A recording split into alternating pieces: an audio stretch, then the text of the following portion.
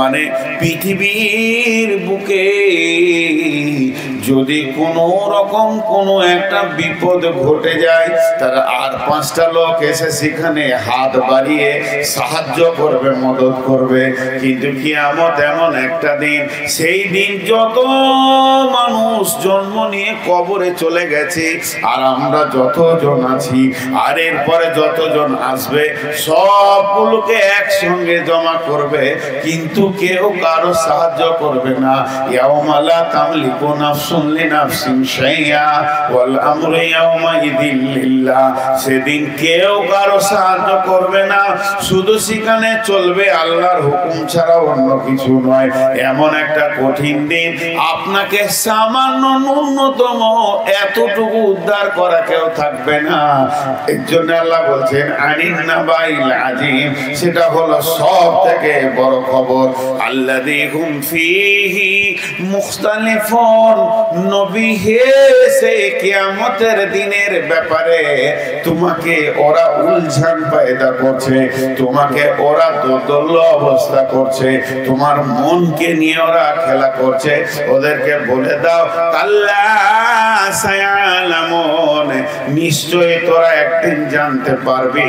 সুম্মা কাল্লা সায়ালামুন, আবার বলো নবী নিশ্চয়ই তোরা একদিন জানতে পারবি।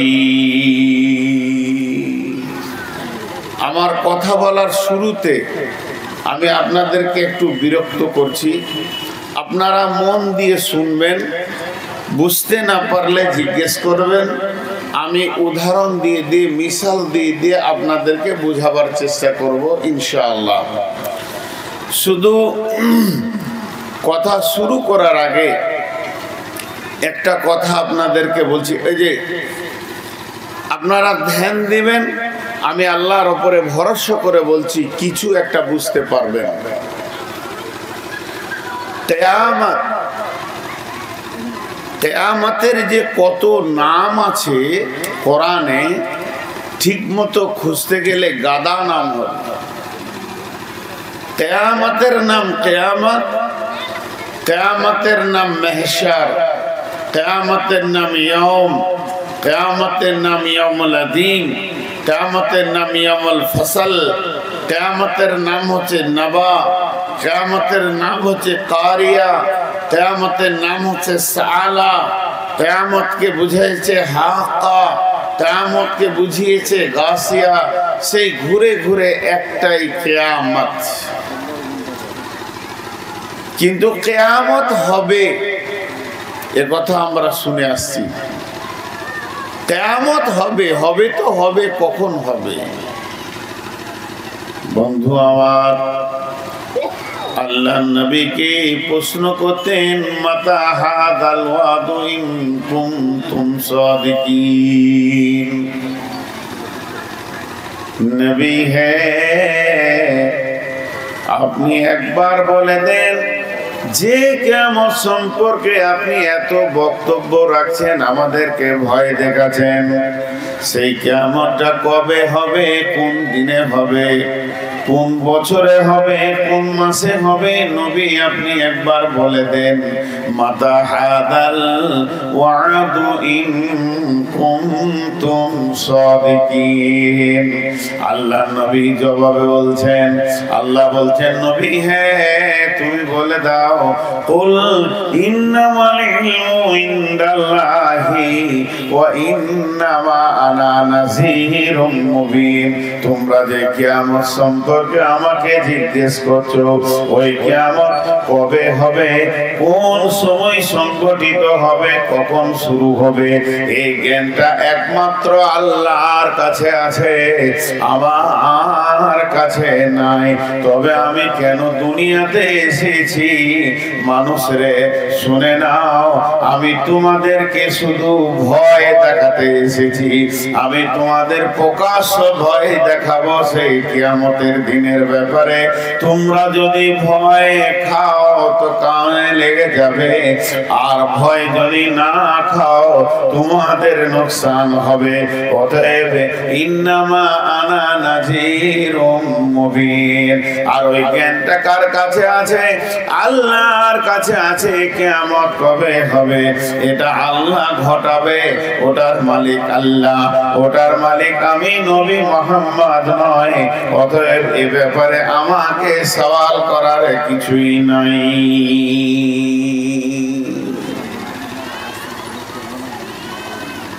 আপনাদের কাছে আমি বেশি টাইম চাইছি না, 10 মিনিট, তারপরে আমি বলবো, আপনারা উঠে যান, ঘর চলে যান। কথা তো আমার নয়, কথা তো আল্লাহ এবং রসুলের। আপনাকে আমাকে 10টা মিনিট টাইম দেন, খালি গোছিয়ে লাইনে আনতে 10 মিনিট টাইম। 10 মিনিট পর আপনারা বুঝবেন যে আজকে বিষয়টা কি। বিশ্ব নবীকে সব সময় হেয় প্রতিপন্ন করা হতো। কে করতো? আলিমেরা। আলিম আবার কোথা ছিল? ইহুদি নাসারাদের আলিমেরা উল্টা পাল্টি প্রশ্ন করে রসুলের দিলকে, মিজাজকে, দিমাগকে খারাপ করার চেষ্টা করত।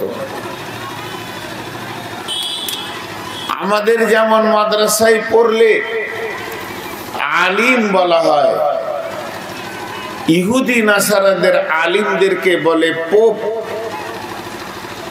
পোপ বাংলায় বলে পাদরি। আমাদের বড় আলিমকে বলা হয় শেখ, ওদের বড় আলিমকে বলা হয় পাপায়ে আজম। পাপায়ে আজম সব থেকে পৃথিবীর বড় পাপায়ে আজম আছে ইতালিতে, ইংল্যান্ডে। ওগুলো ইহুদি নাসারাদের বড় আলিম। আল্লাহ রসুল যখন নবুয়তি দাবি করলেন, একটা ওই রকম পোপ এসে রসুলকে প্রশ্ন করছেন, ইয়া মুহাম্মদ, ও মুহাম্মদ, হাল তাদরি কদরুল্লাহ। ও নবী মুহাম্মদ, তুমি দুনিয়ার জ্ঞান দিছো, সব খবর দিছো, কিয়ামতের খবর দিছো, কবরের খবর দিছো, তুমি জান্নাত কেমন বলে দিছো, জাহান্নাম কেমন বলে দিছো। তোমাকে আল্লাহ এতটা জ্ঞান দিয়েছে, এখন তুমি আমার প্রশ্নের জবাব দাও। হাল তাদরি কদরুল্লাহ, তুমি কি জানো আল্লাহর ক্ষমতা কতটা? আল্লাহ কতটা শক্তির মালিক? আল্লাহর ক্ষমতা, আল্লাহর কতটা শক্তি আছে, ক্ষমতা আছে, আল্লাহ কি করতে পারে, এটা কি তুমি জানো? ও যে প্রশ্নটা করেছিল, ওই বেঈমান ইহুদি প্রশ্নটা যে করেছিল, করার পেছনে ওর মনের নিয়তটা ছিল আমি মুহাম্মদকে ছোট করে দিব, ওকে অপমান করে দিব, আমার প্রশ্নের উত্তরও দিতে পারবে না। যখনই প্রশ্ন করলেন, আল্লাহর নবী শুরু করে দিলেন বলতে, বিসমিল্লাহির রহমানির রহিম। وما قدر الله حق قدره والأرض جميعا قبضته يوم القيامة والسماوات مطوية بيمينه سبحانه وتعالى عما يشركون ونفخ في الصور فصعق من في السماوات ومن في الأرض إلا من شاء الله ثم نفخ فيه أخرى فإذا هم قيام ينظرون وأشرقت الأرض بنور ربها ووضع الكتاب وجيء بالنبيين والشهداء وقضي بينهم بالحق وهم لا يظلمون ووفيت كل نفس ما عملت وهو أعلم بما يفعلون وسيق الذين كفروا إلى جهنم زمرا। আল্লাহ নবী বলতে লাগলেন, ও ইহুদির আলেম শুনে নাও, আমার রব সমস্ত আসমানকে 1 হাতে ধরে নেবেন, সমস্ত জমিনকে এক মুষ্টিতে ধরে নেবেন। উনি এত বড় ক্ষমতাওয়ালা, কে আছে ওর কাদরকে, ওর ক্ষমতাকে, ওর ইজ্জতকে ইজ্জতে পরিপূর্ণ করবেন?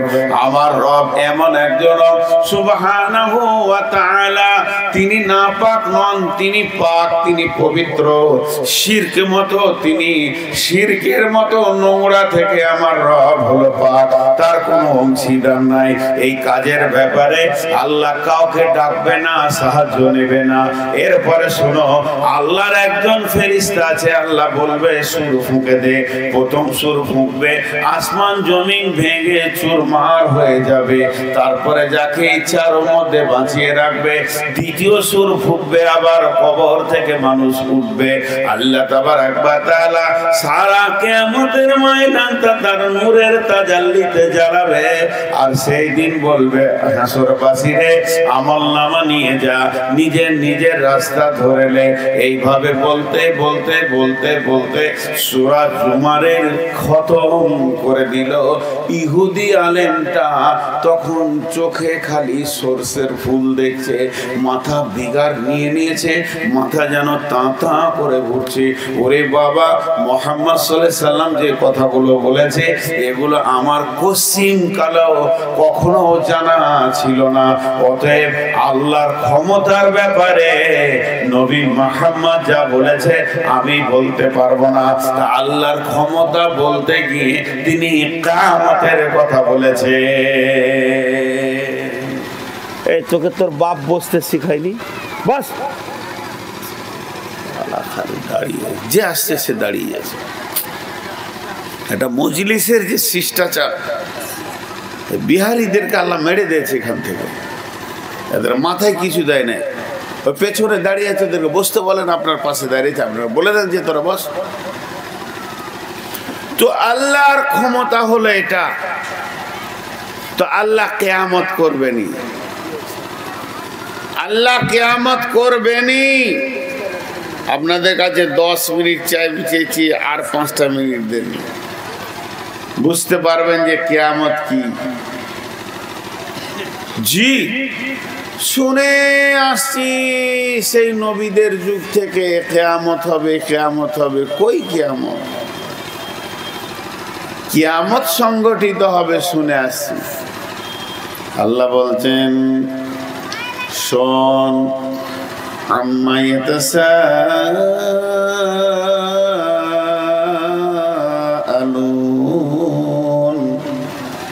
আনিন নাবাইল আযীম আল্লাযী হুম ফীহি মুখতালিফুন কাল্লা সায়া'লামুন সুম্মা কাল্লা সায়া'লামুন। নবীকে বলছে, হে নবী, তোমাকে কি জিনিসের উপরে প্রশ্ন করছে ওরা? কাফের বেঈমানেরা এসে উল্টা পাল্টি এমন প্রশ্ন করত যে রসুলের ভিতরে উলঝান তৈরি করার চেষ্টা করত, দোদল্য অবস্থা তৈরি করার চেষ্টা করত, কনফিউশন আনার চেষ্টা করত। তাই আল্লাহ জিজ্ঞাসা করছে, কোন জিনিসের বারে ওরা প্রশ্ন করছে? নবী হে, আমাকে বলো, তোমাকে যে এত সওয়াল করছে, কোন জিনিসটা নিয়ে সওয়াল করছে? আনিন নাবাইল আযীম, একটা বড় খবর, ছোট খবর নয়। কিয়ামতটাকে বড় খবর কেন বলা হলো?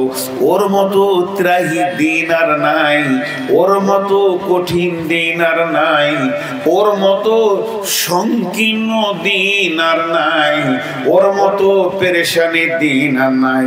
আজকে যদি একটা ট্রেনের অ্যাক্সিডেন্ট হয়, 2000 লোক পেরেশানিতে থাকবে, আর 20,000 লোক ওদের সাহায্য করার জন্য যাবে, ওদেরকে মদত করার জন্য যাবে। আজকে যদি একটা বাসে অ্যাক্সিডেন্ট হয়, 200 লোক পেরেশানিতে থাকবে, মরবে, হাত ভাঙবে, আপনার হাত ভাঙবে, পা ভাঙবে, মাথা ভাঙবে, কিন্তু ওদের পেছনে 2000 লোক দৌড়ে যাবে কি করে উদ্ধার করা যায়।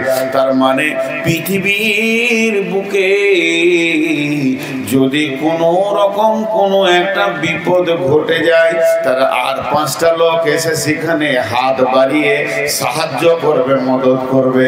কিন্তু কিয়ামত এমন একটা দিন, সেই দিন যত মানুষ জন্ম নিয়ে কবরে চলে গেছে আর আমরা যতজন আছি আর এরপরে যতজন আসবে সবগুলোকে একসঙ্গে জমা করবে, কিন্তু কেউ কারো সাহায্য করবে না। ইয়াউমা লা তামলিকু নাফসুন লিনাফসিন শাইআ ওয়াল আমরু ইয়াউমাইযিন লিল্লাহ।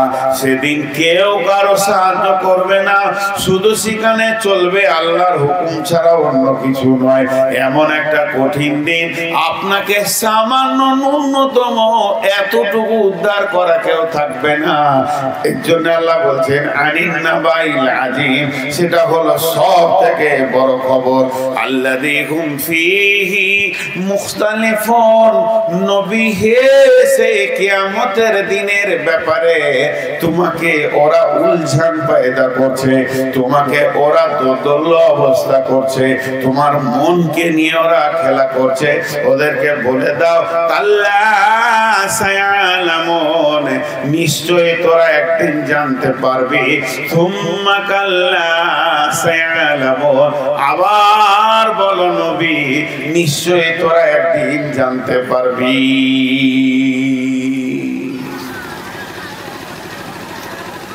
আপনারা সবাই আমার দিকে ধ্যান দেন, আল্লাহর রাস্তায় পেছন দিকে তাকাবেন না। আমি জালসাও করি, ভলেন্টারি করি, আর চাওয়ালা ঢুকতে দিন, এটা আমার অভ্যাস। পেছনে যে ছেলেটা দাঁড়িয়েছে ওর বাপের নামটা আমাকে দরকার। কঠিন বংশে ওর বাপ যে কি করে তৈরি করেছে, এতগুলার মাঝে ও একা দাঁড়িয়ে আছে। আমার সঙ্গে ট্যাসেল দিয়েছে যে তোকে আমি দেখছি, এখানে আমি তোর ছবি নিব, ফেসবুকে দিব, আর তোর বাপ মায়ের নামটা দে, ফ্যাক্টরিটা আমার দরকার। কোন ফ্যাক্টরি থেকে তুই এসেছিস?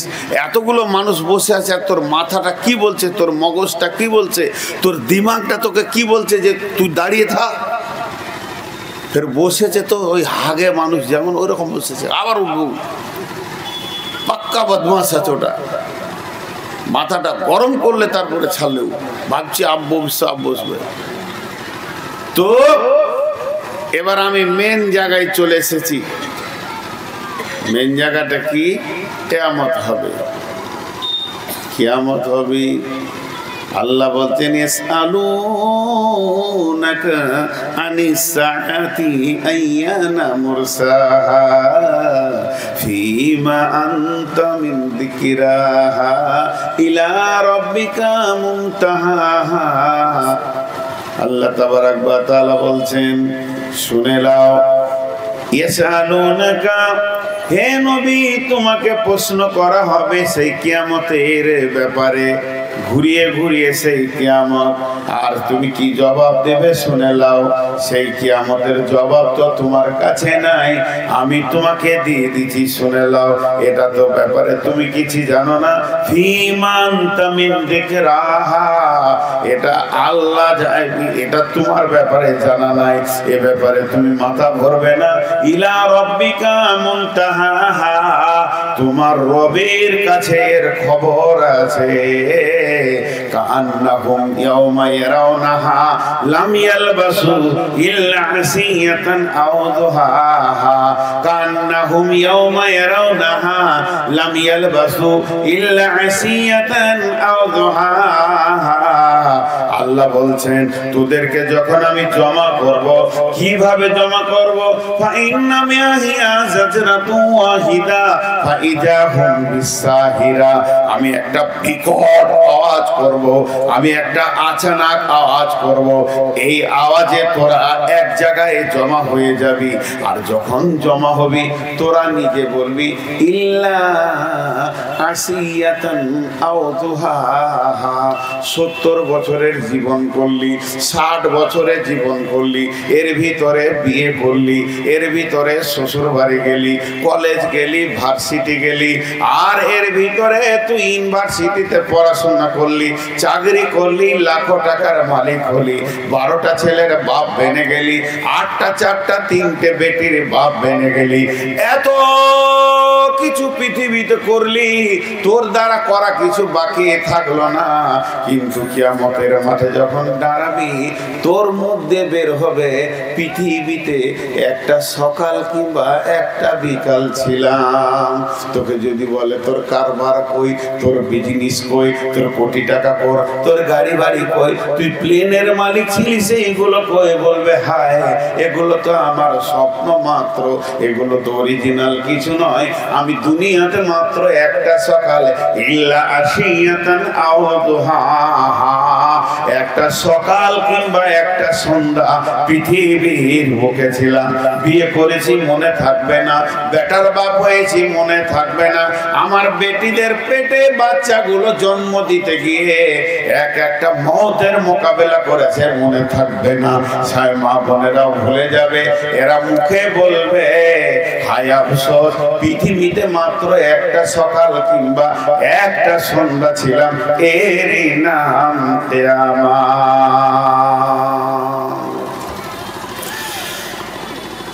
আমার বক্তব্য শেষ হয়ে গেল। আমি শেষ করিনি, বক্তব্য শেষ হয়ে গেল। এবার গুছাবো, কিয়ামত হবে। কদিন আগে বলছিলাম যে আমাদেরকে আল্লাহ একটা রোডে চালাচ্ছে, আমরা যে রোডে চলছি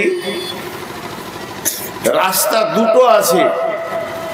এই কিয়ামত কথাটা 5 মিনিট একটুকু জমা করে রাখেন খাতাতে। আর একটা কথা বলছি, রাস্তা দুটো আছে। শিলিগুড়ি থেকে পূর্ণিয়ার ভিতর দিয়ে পূর্ণিয়াকে ফেড়ে ভাগলপুর ফেগের একটা রাস্তা ধরছে পাটনার দিকে। শিলিগুড়ি থেকে ইসলামপুর, ডালখোলা, রায়গঞ্জ, মালদা, ফারাক্কাকে ফেড়ে দিয়ে একটা রোড ধরছে কলকাতার দিকে। আর কলকাতা থেকে দুটো রাস্তা বের হয়েছে একসঙ্গে বের হয়ে, মাশাআল্লাহ। ছেলেটার দোষ, যে মেশিন চালিয়েছে তার দোষ। ওখান থেকে লাইট মারছে। কলকাতা থেকে দুটি রোড বের হয়েছে, একটা আসানসোল পাটনা হয়ে দিল্লি গেছে, আর একটা খড়গপুর, মেদিনীপুর, অন্ধ্র হয়ে উড়িষ্যা হয়ে বোম্বাই গেছে।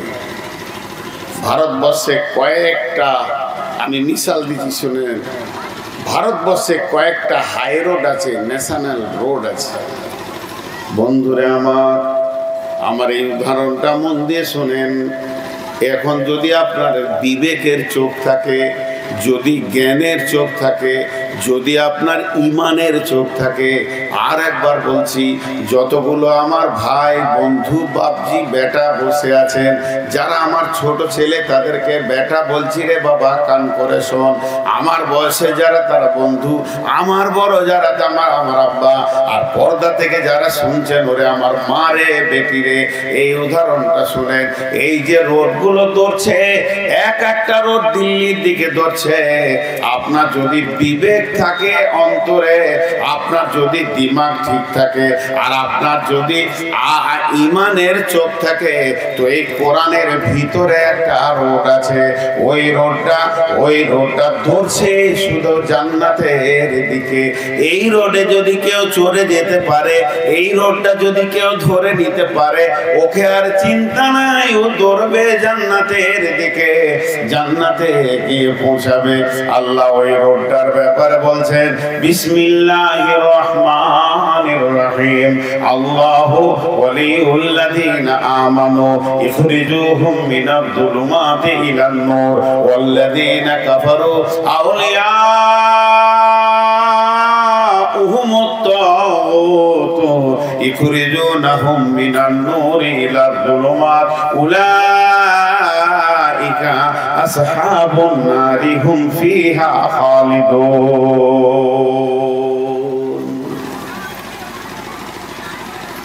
তরজমা করছি, শুধু সময় লিখি 30 সেকেন্ড। আমি এই যে মৌলানা সদরকে জিজ্ঞেস করছি, কি জি কিছু বুঝতে পারছি না, কোনটা কোন দিক, কোনটা পূব দিক, কোনটা পশ্চিম দিক, কোনটা উত্তর দিক, কোনটা দক্ষিণ দিক বুঝতে পারছি না। ওকে খালি এইটা বললাম। উনি 4টা দিকের কথা না বলে খালি একটা বলেছে, এইটা পছি, বাকিটা আমার বুঝতে অসুবিধা আছে। একটা যদি বলে দেয় বাকিটা আমার বুঝতে অসুবিধা নেই। তা আল্লাহ বলছে যেদিন থেকে আমি আদমকে বানালাম সেদিন থেকে ইবলিসের জন্ম হলো। পৃথিবী দুটা ভাগ হয়ে গেল, ইমানের রাস্তা দুটা ভাগ হয়ে গেল। একদিকে ইবলিস, একদিকে আদম, একদিকে মুসা, একদিকে ফেরাউন, একদিকে নমরুদ, একদিকে ইব্রাহিম, একদিকে নবী মুহাম্মদ সাল্লাল্লাহু আলাইহি ওয়াসাল্লাম, একদিকে আবু জাহেল। আজকের মুসলমান একদিকে, আর একদিকে মোদি আর অমিত শাহ। পৃথিবীর দুটো মেরুকরণ হয়ে গেছে। আল্লাহ তাবারক ওয়া তাআলা বলতে শুনে নাও, এই দুটো মেরুকরণের রাস্তাটা তোমাদেরকে বলে দিই। আল্লাহু ওয়ালিউল্লাযিনা আমানু, যারা ঈমান এনেছে, আল্লাহকে বন্ধু মনে করে নিয়েছে, যারা আল্লাহকে আপন মনে করে নিয়েছে, রাসূলকে মেনে নিয়েছে, দ্বীন ইসলাম মেনে নিয়েছে। যে মেয়েটা পর্দায় থেকেছে, কারোর সঙ্গে কথা বলেনি, বেগানা পুরুষের দিকে তাকায়নি, নিজের চামড়াটাও পর্যন্ত বেগানা পুরুষকে দেখেনি, কারণ সে আল্লাহকে দোস্তি করেছে, আল্লাহর ওলি হয়ে গেছে। এরা কি করেছে? কি করেছে? অন্ধকারের ভিতর থেকে দূরে এসে আলোকে কিনে নিয়েছে, আলোর রাস্তা ধরে নিয়েছে। আর যারা শয়তান তাগুত শক্তির সঙ্গে হাত মিলিয়েছে, শয়তানের সঙ্গে আপোষ করেছে, শয়তানের কার্যকলাপকে মনে করে নিয়েছে আপনজন, তারা ওরা কি করেছে? ওরা কি করেছে? ওরা দূরে এসে বের হয়ে আলো থেকে দূরে অন্ধকারে চলে গেছে। আল্লাহ বলছেন উলাইকা আসহাবুন নারি হুম ফিহা খালিদুন, ওই লোকগুলো জ্বলন্ত আগুনের ভিতরে ঢুকবে। ওরা যে রোডে হাঁটছে ওই রোডটা গিয়ে আগুনে ঢুকেছে, আর এরা যে রোডে ঢুকেছে এই রোডটা তুমি বুঝে নাও জান্নাতে পৌঁছে গেছে। আপনাদেরকে আমি খানিকক্ষণ চুপ থাকতে বলবো, আমিও চুপ থাকবো, একবারে চুপচাপ, কোনো কথা নয়, খালি একটা জিনিস ভাবতে দিছি। বাবজি শোনা মানি ভাবেন, আজকের জালসাটা আল্লাহ উপর থেকে দেখছে। 1 মিনিটের জন্য মনে করেলেন যে আল্লাহ এমনি করে দেখছে যে সদলপুরে জলসা চলছে, নূর মোহাম্মদ বক্তব্য রাখছে, সভাপতি বসে আছে, কালেকশন হচ্ছে, এটা দেখছে। আর দেখছেও, আল্লাহর নজরেই আছি আমরা, কিন্তু উনি দেখছেন আর ওনার হাতে দপ্তর আছে, দপ্তর ওনাকে লাগে না, ফেরেশতা আছে। বলেন আজকে জালসা রিপোর্ট কি? এইখানে যে কটা বসে আছে আল্লাহ বলবে এদেরকে মাফ করো, মাফ করো, এরা আমার কথা শুনছে, আমার রসুলের কথা শুনছে, এদের গুনাহ মাফ করো। আর বাকিটা কি দেখবে? এই যে বোম ফুটাফুটি, হইচই, মেলা, এদের রিপোর্টটা কি যাবে? ডাক্তারখানায় আমিও ঢুকেছি, সভাপতিও ঢুকেছে, ওর খুনটা যখন টেনেছে বলছে বি পজিটিভ, আমার টান টানছে তখন এ নেগেটিভ। তো একই মজলিসে এতগুলো আছি আমরা মানুষ, কার রিপোর্টটা কেমন আল্লাহর কাছে যেছে ভাবেন। ওরা কেন এসেছে? কার জন্য এসেছে? বাড়ি থেকে কি বলে এসেছে? সদলপুর জালসাতে গেছি, ওটা কি জালসা? পারেনি ওরা ঠিক জায়গায় পৌঁছাতে। এটা ধোঁকা, এটা গুমরাহি। ওদেরকে শয়তান নিজের করে নিতে পেরেছে, আপনাদেরকে পারেনি। আপনারা শয়তানের মুখে লাত মেরেছেন, ও কুত্তার মুখে আপনারা লাত মেরেছেন, ওর মুখে মুতে দিয়েছেন, বলি এখানে আপনারা বসে আছেন। আর ওরা শয়তানের সঙ্গে মুসাফা করে নিয়েছে। ঠিক আছে চল, তুইও চলবি, আমিও চলবো। কিছু যুবতীও ঘুরছে, কিছু যুবকও ঘুরছে, লুচ্চা লুচ্চি সমান ঘুরছে। একই জালসায় একই রাতে দুটি রিপোর্ট। তেমনি একই আয়াতে আল্লাহ দুটো কথা বললে, যারা আমার সঙ্গে আপোষ করবে তারা জান্নাতে যাবে, যারা শয়তানের সঙ্গে আপোষ করবে তারা জাহান্নামে যাবে। ওইদিকে কি রেখেছি জমার খাতায়? আমার মনে আছে, কিয়ামত হবেই। এবার বলেন, আমরা যে রোডে চলছি, জান্নাতে যাওয়ার জন্য রোড ধরেছি, এই রোডটা কেমন? আল্লাহ তাবারাক ওয়া তাআলা চারটা কসম করেছেন, ওয়াল ফাজরি ওয়া লায়ালিন আশরি ওয়াস সাফি ওয়াল ওয়াতরি ওয়াল লাইলি ইযা ইয়াসরি হাল ফি যালিকা কাসামুন লিযি হিজর হাল ফি যালিকা কাসামুন লিযি হিজর হাল ফি যালিকা কাসামুন লিযি হিজর হাল ফি যালিকা কাসামুন লিযি হিজর। আল্লাহ চারটা কসম করলেন। একটা হলো সূর্য উদয়মান ফজরের কসম করলেন, দ্বিতীয় কসম করলেন জোড়া বেজোড়া, 3 নম্বর কসম করলেন চলমান রাত্রি, আর 4 নম্বর কসম করলেন 10 রাত। 10 রাত বলতে কোন 10 রাতের? কেউ বলছে মুহররমের প্রথম 10 রাত, আর একজন মুফাসসির বলছে না রমজান মাসের শেষ 10 রাত, আর একজন বলছে না জিলহিজ্জা মাসের প্রথম 10 রাত। বন্ধুরা আমার, এই 10 রাত্রে কসম কেন করলেন? চলমান রাত্রি কেন কসম করলেন? দুটো কসম হলো। আর জোড়া বেজোড়ার কসম কেন করলেন? আল্লাহ কেন ফজরের কসম করলেন? এই চারটা কথা যদি ব্যাখ্যা করতে যায় 4 ঘন্টা হয়ে যাবে। আমি 4 মিনিটে বলে দিচ্ছি। যখন পূর্ব দিকে সূর্য ওঠে, মানুষ ফজরের পর সারা দিনের কাজের প্ল্যান বলা তৈরি করে। আজকে কি করব কি করব। যদি ভালো মানুষ হয় ভালো চিন্তা করে, খারাপ মানুষ হলে খারাপ চিন্তা করে। আল্লাহ তাবারাক ওয়া তাআলা এই 4টা জায়গায় মানুষের বিবেক খাওয়ানোর জায়গা। বন্ধুরে, যদি দিনের শুরুতে তুমি বেঈমান হয়ে যাও তাহলে তুমি ইমানদারের রাস্তা পাবে না। 2 নম্বর কথা কসম করেছে জোড়া বেজোড়া। এই যে ঘুরছে জোড়া জোড়া, এরা যে কত খতরনাক গুনাহ করতে পারবে। একবার যদি মেল ফিমেলে মিলে যায় কাণ্ড ঘটে যাবে। আজ থেকে 1 সপ্তাহ আগে একটা জালসা হলো, নাম ঠিকানা বলবো না। 4টা মহিলা একসঙ্গে 4টা পুরুষ ধরা পড়ছে, সেখানে সমস্যা সৃষ্টি হচ্ছে। বন্ধুরে আমার, আজকে জালসাগুলো ব্যভিচারের আড্ডাখানা হয়ে গেছে, জিনার আড্ডাখানা হয়ে গেছে। বাপকে ভাইকে বলছে জলসা শুনতে চললাম, আর প্রেমিককে বলছে তুমি রেডি থাকো, আমি বাড়ি থেকে 12টা রাত পর্যন্ত তোমাকে দিয়ে দিব। ঘটনা হয়ে গেল দুর্বল। এর জন্য আল্লাহ বলছেন জোড়া বেজোড়ার কসম আমি খাচ্ছি, এরা গোনাতেই বেশি লিপ্ত হবে। আর 5 নম্বরে 3 নম্বরে বলছে চলমান রাত্রির কসম খাচ্ছি। রাত্রি যখন চলমান হয় তখন গুনাহগারদের বেশি হিম্মত বেড়ে যায়। এর জন্য সাবধানতা দিয়ে বলছেন। আর 10 রাত্রির কসম, ওই 10 রাত এমন রাত মানুষ জীবনের নেকি যদি কেউ ঢেড়ি লাগাতে চায়, ওই 10 রাতগুলোকে খেয়াল রাখতে হবে। এই 4টা কসম খেলেন। আমি আপনাদেরকে যদি একবার কসম খাই তো ভালো, আর 2বার খেলে আরো ভালো। আল্লাহর মতো ব্যক্তি সম্পন্ন 4বার কসম খেয়েছে।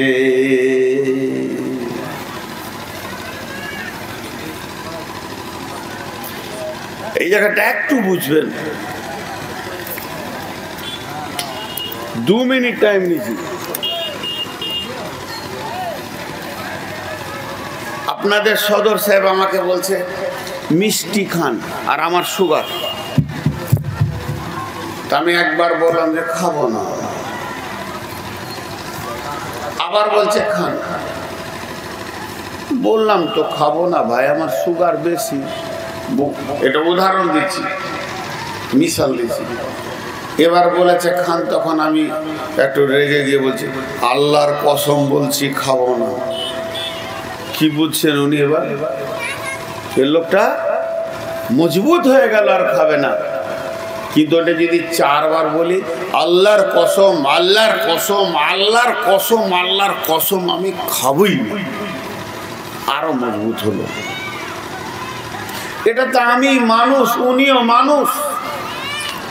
আমি মানুষ, উনিও মানুষ। কসম খেলাম আল্লাহর, যেটা ঘটলো যেটা হলো ছেড়ে দেন। কিন্তু স্বয়ং আল্লাহ যদি কসম খায় তো ওটা কত মজবুত কাজ।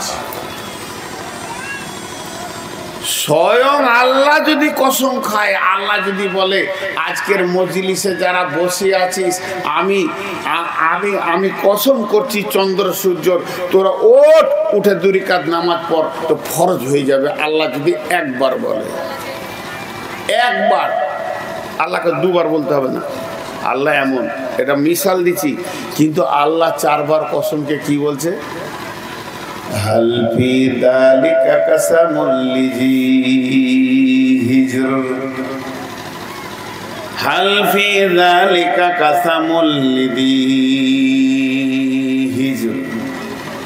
হিজর মানে আপনারা একবার মুখ খুলেন, ব্রেক বুঝেন? ব্রেক ব্রেক ব্রেক ব্রেক জেগে আছে না ঘুমিয়ে গেছে? এরা জেগে আছে না ঘুমিয়ে গেছে? জেগে আছে তো। হ্যাঁ না কিছুই না। বাংলাদেশে জালসা করে শান্তি পায়, একটা হাও বলছে না, নাও বলছে না, এতটি লোক। এই তোরা দাঁড়িয়ে কেন রে? তোরা দাঁড়িয়ে কেন? ফের বসবো তো। মানুষ লইস ব্রেক বুঝেন? ব্রেক সাইকেলে ব্রেক, মোটর সাইকেলে ব্রেক, গাড়ির ব্রেক, স্করপিও ব্রেক, বোলেরোর ব্রেক, মারুতির ব্রেক, রেলের ব্রেক, প্লেনের ব্রেক। এই মোবাইল বন্ধ কর, লাইট জ্বলছে, আমার মাথা কাটছে। তো সব থেকে দামি ব্রেক কোনটা? Disc brake. ডিস্ক ব্রেক একটা আছে, হাওয়া ব্রেক আছে, ওয়েল ব্রেক আছে। কোন ব্রেকটা দামি বলেন? একদম চট করে খেঁচে নেবে সেই ব্রেকটা। আল্লাহ বলছেন বিবেক। সব থেকে দামি ব্রেক হলো বিবেক। আপনার যদি বিবেকটা বেকন্ট্রোল থাকে, গাড়িতে ব্রেক থাকলেই বা কি, না থাকলেই বা কি। মানুষ ব্রেক করার আগে তার বিবেক ব্রেক করে। বিবেক বলে রোডে ছেলেটা চলে এসে, গাড়িটা থামা, তুই নাইলে অ্যাক্সিডেন্ট হয়ে যাবে। যদি বিবেকটা তার গোলমাল থাকে, পাগলের হাতে যদি হ্যান্ডেল দেন, পাগলের হাতে যদি আপনি গাড়ি চালাতে দেন, আর মাতালকে যদি আপনি গাড়ি চালাতে দেন, আর ঘুমন্ত ব্যক্তিকে যদি গাড়ি চালাতে দেন, রোডে অ্যাক্সিডেন্ট করে দেবে। তার মানে বাসের পেছনে লেখা আছে, ট্রাকের পেছনে লেখা আছে মদ্যপায় অবস্থায় গাড়ি চালাবেন না। তার মানে তুই যখন সারাপ পান করবি, গাড়ির হ্যান্ডেল ধরিস না, তোর গাড়ি রোডে চলবে না, রোডের বাইরে চলে যাবে। চোখে ঘুম নিয়ে গাড়ি চালাবেন না, যদি ঢোল ঢোল রাখে গাড়ি চালায় না, অ্যাক্সিডেন্ট হয়ে যাবে। তার মানে সব থেকে দামি ব্রেকের নাম হলো বিবেক। আর এখানে আল্লাহ বলছেন হিজর। হিজর মানে হচ্ছে বিবেকবান, হিজর মানে হচ্ছে বিবেকবান, হিজর মানে হচ্ছে বিবেকবান। আল্লাহ বলছেন আলাম তারা, আল্লাহ বলছেন ওয়াল ফাজরি ওয়াল লায়ালিন আসরি ওয়াস সাফি ওয়াল ওয়াতরি ওয়াল লাইলি ইয়াজা ইয়াসরি হাল ফি যালিকা কাসামুল লিযি হিজরি। আমি কি বিবেকবানদের জন্য কসমগুলো খাইনি? আমি কি বিবেকবানদের জন্য কসমগুলো খাইনি? আমি পাগলের জন্য খাইনি, মেনে নিলাম। মা মেন্টাল রোগীর জন্য কসম করলাম না, আমি মেনে নিলাম। কিন্তু যাদের বিবেক আছে তাদের জন্য কি কসমগুলো আমি খাইনি রে? একবার কি তাদের বিবেক কাজ করছে না? তাদের মাথা কি কাজ করছে না? এখানে জুয়ো রয়েছে, জুয়োতে গায়ে যেমন ড্রাইভার দেখে সামনে ছেলে আছে, বকরি আছে, গরু আছে, খাল আছে, বাম্পার আছে, গাড়িটাকে ব্রেক করে গাড়িকে বাঁচায়। আর এরা কেন গাড়িকে বাঁচাচ্ছে না? এরা কেন ঢুকে দিচ্ছে? এখানে জুয়ার আড্ডা, এখানে তাস, লুডো, দাবা, মদ, নারী, নেন্ডি, বেশ্যা, সব জায়গায় গাড়ি ভরে দিচ্ছে। হে মুসলমান, তোমার বিবেকের ব্রেকটা কি এখনো ঢিলা আছে? বিবেকের ব্রেকটা কখন তুমি ঠিক করবে? তোমাকে কেন মাতাল সালে পাবো? তোমাকে কেন মদের কাছে পাবো? তোমাকে কেন জুয়োর কাছে পাবো? তোমাকে কেন সুদের কাছে পাবো? তোমাকে কেন জিনার কাছে পাবো? তুমি কেন রান্ডি হবে? তুমি কেন বেশ্যা হবে? তুমি কেন লজ্জা হবে? তুমি না নবী মুহাম্মদের উম্মত? তুমি না আমার গোলাম? এই জায়গাগুলো থেকে তোমাকে ব্রেক করতে হবে, তবে তোমাকে আমি বিবেকবান বলবো। আজকে জালসাতে এসেছে 200 লোক এখানে বসেছে, 400 জনের ব্রেক ঢিলা হয়ে গেছে, তারা মাতালের মতো ঘুরছে। আল্লাহ বলছেন এদের হালফিদা আলিকা কাসামুল লিযি হিজরে। আমি কি বিবেকবানদের জন্য কসমগুলো করেনি? এরা গুনার ভিতরে অবাধ গাড়িটা যেমন ঢুকে যায়, ব্রেক ফেল গাড়ি যেমন মার্কেটের ভিতরে ঢুকে যায়, এরা কি ব্রেক ফেল হয়ে আছে রে? এরা কি রাস্তা বুঝে না, এরা কি কিয়ামতেই বুঝে না। আমাদের জান্নাত, আমাদের ঘর হলো জান্নাত, আমাদের ঘর হলো জান্নাত।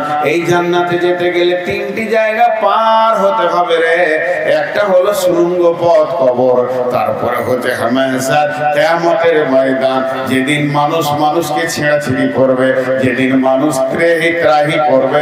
এরপরে পুলসিরাত পার হয়ে যখন তুমি জান্নাতের চৌকাটা ধরবে, সেই দিন তুমি নিজেকে কামিয়াব বলে মনে করবে।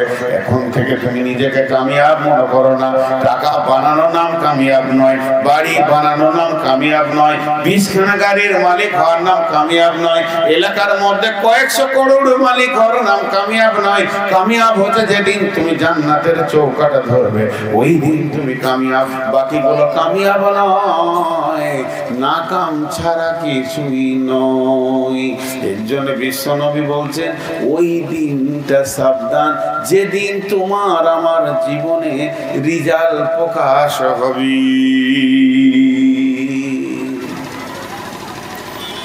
যেদিন তোমার আমার জীবনে রিজাল্ট প্রকাশ হবে, সেই দিন থেকে সাবধান। এতক্ষণ অনেক কথা বললাম কিয়ামতে, তাহলে কিয়ামতটা কত দূরে? কিয়ামতটা আর কত দূরে? আর কতটা রাস্তা গেলে কিয়ামতটা পাওয়া যাবে? আপনাদের জালসা কমিটির লোককে আমি বলছি, কাটিহার কত দূরে দেখিয়ে দেন, দেখা যাবে না। আমাকে মোটর সাইকেল করে আমার গাড়ির সামনে সামনে গিয়ে মেন রাস্তায় তুলে দিয়ে একটা পোলকে দেখিয়ে দিলে, এই দেখেন এখানে লেখা আছে কাটিহার 17 কিলোমিটার। আমি বুঝে নিলাম, ওনাকে বললাম যান হয়ে গেছে, আমি যেটা চাইছিলাম ওটা হয়ে গেছে, 17 কিলোমিটার। এবার আমার গাড়ি যত আগাবে, 17টা 16 হবে, 15 হবে, 14 হবে, 13 হবে, 12 হবে, 11 হবে, 10 হবে, 9 হবে, 8 হবে, 7 হবে, 6 হবে, 5 হবে, 4 হবে, 3 হবে, 2 হবে, 1 হবে, 0। পুষে গেলাম কাটিহার। বিশ্বনবীকে বারবার প্রশ্ন করা হয়েছে, বিশ্বনবী বলেননি, কিন্তু একটা কথা বলে গেছেন, এই মহিলা, এই মহিলা, এই পুরুষের মাঝে তুমি ঢুকলে কেন? 1 টাকা দিবে না ওকে কেউ।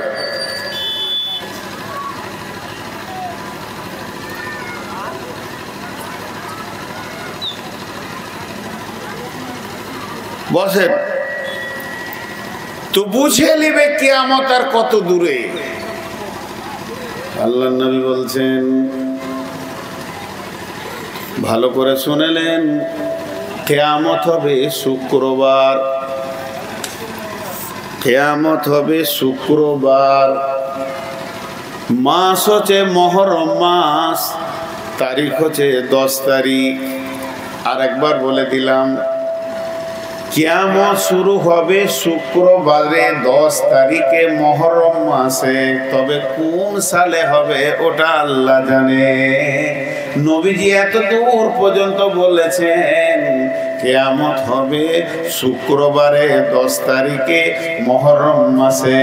আর একটা কথা ওই সাথে বলছেন, ওয়া নবী হুরায়রা রাদিয়াল্লাহু তাআলা আনহু قال قال رسول الله صلى الله عليه وسلم اذا تخرج الفيض 15 خصلة من امتي 15 خصلة من امتي من امتي من امتي اذا تخرج الفيض بالا والامانة مكرما والزكاة مكرما تعلم لغير دينك رجل امرته أقى أمه أدنى صديقه أقصى أباه جاهرت الأصوات في المساجد ساد القبيلة فاسقهم زعيم القوم أرذلهم وأكرم رجل مخافة السره جاهرت الكائنات والمنادق سربت الخمور لباس الحرير لعن هذه الأمة أولها فارتقموا عند ذلك ريحا حمراء। কত কঠিন কথা। আল্লাহর নবী বলছেন, যখন আমার উম্মতের ভিতরে 15টা খাসলত পাবে তোমরা, যখন আমার উম্মতের ভিতরে 15টা খাসলত পাবে, 15টা অভ্যাস পাবে তো জেনে নাও কিয়ামত কাছিয়ে গেছে। ট্রেন দেখতে আমি পাইনি, রেলটা আমার চোখে পড়েনি, তবে খালি দেখেছি যে সিগন্যালটা সবুজ আলো হয়ে গেছে, তার মানে ভেবে নিতে হবে ট্রেন এবার চলে আসছে। ট্রেন আমি দেখতে পাইনি, ট্রেন কত দূরে আমার দেখার ক্ষমতা নাই। লাইনে ডান দিকে তাকালাম, বাঁ দিকে তাকালাম, ট্রেন দেখতে পেলাম না, তবে দেখতে পেলাম খালি সিগন্যালটা সবুজ হয়ে গেছে, তার মানে আমার বিবেক বলছে রে ট্রেন এবার আসতে, তুই লাইন থেকে সরে যা, এই লাইনের আলোটা সবুজ হয়ে গেছে মানে ট্রেন আসছে। আল্লাহ নবী বলছেন যখন তোমরা 15টা জিনিস দেখবে এই পৃথিবীর মাটিতে, খামসা আসারা খাসলাতান মিন উম্মতি, আবার বলছে আমার উম্মতের ভিতরে, হিন্দুর ভেতরে দেখবে এটা বলেনি, যৌনর ভিতরে দেখবে এটা বলেনি, খ্রিস্টানদের মধ্যে দেখবে এটা বলেনি, ইহুদির মধ্যে দেখবে এটা বলেনি, নাসারার মধ্যে দেখবে এটা বলেনি, কাফের মুশরিক মুনাফিকের ভিতরে দেখবে এটা বলেনি, বেনাজি চ্যাটার্জি দাস গুপ্ত গুহর মধ্যে দেখবে এটা বলেনি, বরং আল্লাহর নবী ভাষাটা ব্যবহার করছেন খামসা আসারা খাসলাতান মিন উম্মতি, মিন উম্মতি, আমার উম্মত, আমার উম্মত। এই 15টা কাজ যারা কিয়ামতের আগে করবে তারা আবার আমার উম্মত, তারা আমাকে নবী বলে মেনেছে, তাদেরকে যদি দাবি করা হয় তুই কার উম্মত, বলবে নবী মুহাম্মদের উম্মত। তাদেরকে যদি বলা হয় তুই কার গোলাম, বলবে আল্লাহর গোলাম। তাদেরকে যদি বলা হয় দিন ইসলাম চিনিস, বলে হ্যাঁ চিনি, নিজেকে মুসলমান বলে দাবি করবে, অথচ 15 জিনিস ওর কাছে পাওয়া যাবে, তখন তুমি জেনে নাও সবুজ সিগন্যাল হয়েছে, কিয়ামত ঢুকবে। এই চাওয়ালা, এই চাওয়ালা, সিধা এখানে, এই ওখানে আবার চা লাগাচ্ছে, আমার মাইন বন্ধ থাকবে ওকে যদি না তারে।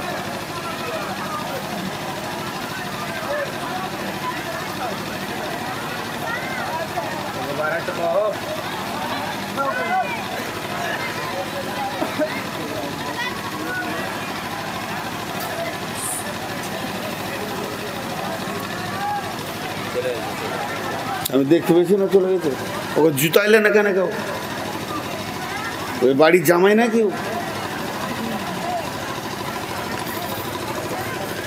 ওকে এমন জুতা দিতে হবে যে কোনো জালসায় যেন ও না যায়, জালসার নামটাও ভুলে যাবে, চায়ের ব্যবসা ছেড়ে দেবো। এটাকে আড্ডাখানা পেয়েছে, মেলা তো ঘৃণাযুক্ত করে দিয়েছে। আবার যদি এখানে আল্লাহ আল্লাহরা বসে আছে দুটি আখেরাতের কথা শুনছে, সেইটাকেও মেলা বানাতে এসে ওকে কম জুতা লাগতো, 200-400 জুতা মারতে হতো এখন। আমি তো এখনই বাইরে বলছি যেখানে যে কটা আছে আল্লাহকে ভয় করেছে বলি বসে আছে, আমার হুমকি তো লাই। আমি যদি এখন বাড়ির কথা বলতে লাগে, আমি কি খাই, আমার বউ কি খাই, আমার বেটা কি খাই, লোকটা পালিয়ে যাবে। আল্লাহ আল্লাহ রসুলের কথা হচ্ছে বলি বসে আছে। এইখানেও চা বিক্রি করতে এসছে।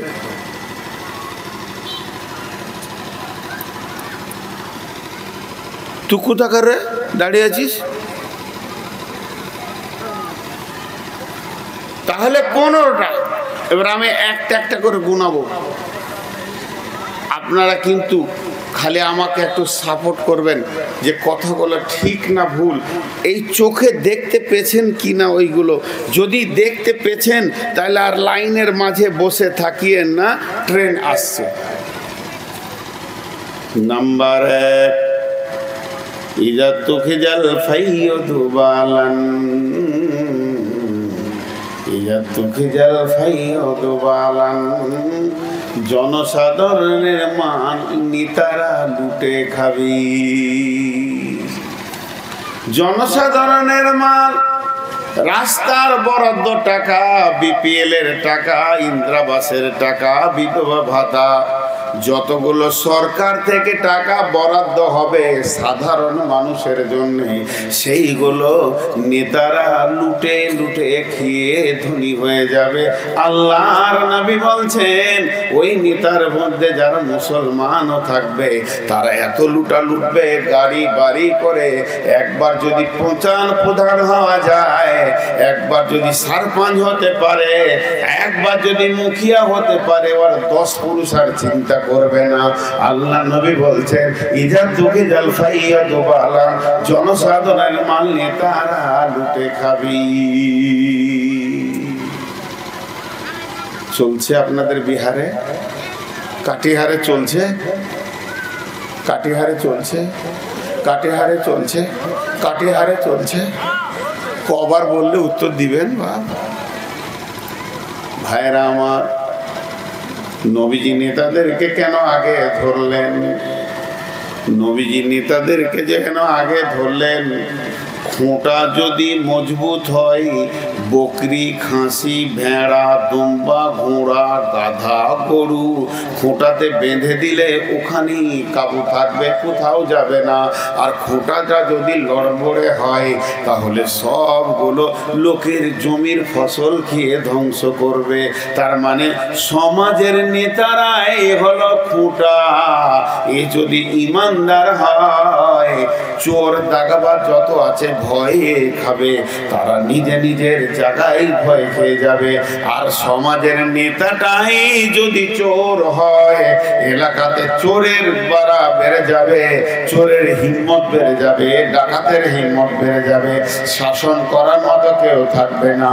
আল্লাহ আর নবী আফসোস করে বলছেন ইদা তোকে জাল ফাইয়া দুবালান, জনসাধারণের মাল নেতারা লুটে খাবে।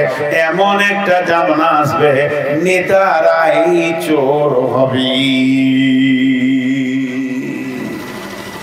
নেতারাই চোর। বিশ্বনবীর একটা মাদ্রাসা ছিল, মাদ্রাসাটার নাম আসাবে সুফা মদিনা মারওয়ারাতি। ওই মাদ্রাসাতে একটা, দুটা, তিনটা, চারটা করে মোট ছাত্র সংখ্যা ছিল কম বেশি 1.5 লক্ষ। আল্লাহ নবী 1.5 লক্ষ ছাত্রকে ছেড়ে পৃথিবী থেকে বিদায় নিয়েছেন। নবী যখন হাজ্জাতুল বেদাতে শেষ বক্তব্য রাখেন, তখন 1.5 লক্ষ সাহাবীর সামনে শেষ বক্তব্য রেখেছেন। আর এদেরকে রেখে দিয়ে পৃথিবী থেকে বিদায় নিয়েছেন। এক একটা সাহাবী, এক একটা চরিত্রবান। ওই মাদ্রাসা থেকে পিএইচডি হয়নি, এলএলবি হয়নি, এমবিবিএস হয়নি, এফআরসিএস হয়নি, সেখান থেকে কম্পিউটার হয়নি, ভোকেশনাল হয়নি, গ্র্যাজুয়েশন হয়নি, এইচএস হয়নি, মাধ্যমিক হয়নি, ম্যাট্রিক পাস হয়নি, নানা রকম ডিগ্রিতে পৃথিবী ভরে গেছে, কিন্তু মানুষ খুঁজে পাওয়া যেছে না। এত ডিগ্রির পরেও মানুষ পশু হয়ে জানোয়ারের মতো দুনিয়া করছে। আর আল্লাহ নবীর ওখানে কোনো ডিগ্রি ছিল না, মানুষকে তিনি মানুষ বানিয়েছিলেন। ওয়াল্লাযী বা'আসা ফিল উম্মিয়িনা রাসূলাম মিনহুম ইয়াতলু আলাইহিম আয়াতিহি ওয়া ইউযাক্কিহিম ওয়া ইউআল্লিমুহুমুল কিতাবা ওয়াল হিকমা ওয়া ইন কানু মিন ক্বাবলু লাফি যালালিম মুবিন। লম্বা তরজমা এদিকে আমি দিয়েছি না। সেই মিশনটা নবীজি কতদিন চালিয়েছিলেন, সেখানে কতদিন ক্লাস নিয়েছিলেন, সেটার সময়কাল ছিল মাত্র 23 বছর। এই 23 বছরে একটা একটা সাহাবীকে এক একটা চরিত্রবান মানুষ করে চলে গেছিলেন। তাহলে শুনাইলেন আল্লাহ রসুলের ক্লাসের ছাত্র, একটা ছাত্রর নাম বলছি হযরতে উমর।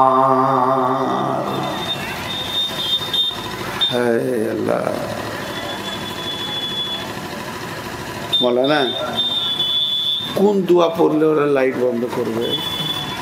আমার এই দুটা মাথা এত ব্যথা হবে, আমার রোগ আছে চোখের, আমি পড়ে যাবো চেয়ার থেকে, এই নিতে পারি না আমি রোগে। আজকে আপনাদের কাছে আমি একটা ভিক্ষা চাইছি নিজের জন্যে, একদম নিজের জন্য, আমার জন্য দোয়া করবেন। আমি খুব অসুস্থ, 506 সুগার, আমি খুব অসুস্থ, দোয়া করবেন। এই সুগার নিয়ে বকছি, মাঝে মাঝে পানি খেয়েছি কিনা এটা আমাকে পিয়াস লাগেনি, পেটে পানির দরকার নাই, জিভটা শুকিয়ে গেছে, এই 2 ফোঁটা লিলি হচ্ছে, দোয়া করবেন। আর চোখে আমার কি বিমার আছে, হ্যালোজিন নিতে পারি না। আর মোবাইলের লাইটটা যদি 2 মিনিট থেকে 3 মিনিট দেখি, এগুলো ব্যথা হবে। তো প্রথম নম্বরে এবার হযরত উমরের কথা শুনেন। কারণ আপনাকে যদি বোর্ডে এরকম একটা দাগ টেনে দেওয়া হয় আর জিজ্ঞেস করা হয় যে দাগটা ছোট না বড়, কিছুই বলতে পারবেন না। বোর্ডে একটা দাগ টেনে দিলাম আর জিজ্ঞেস করছি দাগটা ছোট না দাগটা বড়, আপনি বলতে পারবেন না। ওর পাশে আরেকটা দাগ টানতে হবে, তাহলে কে ছোট কে বড় বলা যাবে। তেমনি একদিকে রসুলের সাহাবী আর একদিকে এই যুগের নেতা, কম্পিউটার যুগের নেতা। আমি ছিলাম বাংলাদেশে প্রতি বছর যাই। তা আমি বাংলাদেশের এয়ারপোর্ট থেকে ইসলামপুর ড্যামরা রোড দিয়ে যাচ্ছি একটা গাড়িতে চেপে। আমার সাথে এক বাংলাদেশের লোক আছে, ও গাড়িটাকে দাঁড় করে একটা পেপার নিল। পেপারটার নাম যুগান্তর, কয়েক বছর আগেকার কথা বলছি। পেপারটা খুলি দেখছি প্রথমে হেডিংয়ে বড় করে লিখেছে, আমি নাম বলবো না, আমাদের দেশের একটা মন্ত্রীর নাম, ভারতবর্ষের অমুক প্রদেশের সিএম মানে মুখ্যমন্ত্রী, সে ঢাকা 3 দিনের সফর সেরে আজকে সকালের বিমানে বাড়ি গেল। মানে উনি গিয়েছিলেন কোনো কাজে, যাই হোক দেশের কোনো কাজে গিয়েছিলেন, তো সকালে বিমানে বাড়ি এসেছে, অক্ষত এসেছে, সুস্থ ছিলেন, সেটা পেপারে বের হয়েছে। আর কি লিখেছে জানেন? সকালে তিনি এখানে কোনো নাস্তা করেনি, খালি বেডটি বুঝেন তো, বেডটি, বিছানায় বসে 1 কাপ চা, ওটাকে বলছে বেডটি, বিছানায় চা, মানে ঘুম থেকে উঠে ব্রাশ করে বিছানাতে বসে 1 কাপ চা খেয়ে চলে এসেছে, আর কিছু নাস্তা করেনি। যে লিখেছে ওই বেডটি খরচা হয়েছে 18,000 টাকা। 10 বছর আগে 1 কাপ চায়ে যদি 18,000 টাকা যায়, ওর হলার কত বড়, খেয়েছে ক কাপ। এগুলো আপনার আমার সম্পদ শেষ করেছে।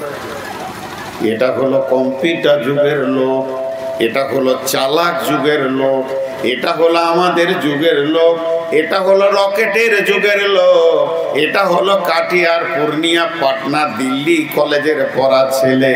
সে সকালে 1 কাপ চায়ে 18,000 টাকা দিয়ে দেশে এসেছে, রিল্যাক্স করেছে। যার দেশে লাখ লাখ ভিখারি সকালে হাত পেতে ঘুরে বেড়ায়, ওই দেশের মন্ত্রী 1 কাপ চায়ে 18,000 টাকা দিয়ে দেয়। চলেন রসুলের জামানায় ফিরে যায়। হযরত উমর ফারুক রাদিয়াল্লাহু তাআলা আনহু যখন খলিফা হলেন, নবীজি কেমন নেতা বানিয়ে গেছিলেন। হযরত উমরের জামানায় উমর হয়ে গেছেন খলিফা। সারা বিশ্বকে তিনি 18 লক্ষ বর্গ মাইলকে একটা আঙ্গুলের ইশারায় তিনি হিলাচ্ছেন। আল্লাহ তাকে এমন একটা সম্মানী ব্যক্তি বানিয়েছিলেন।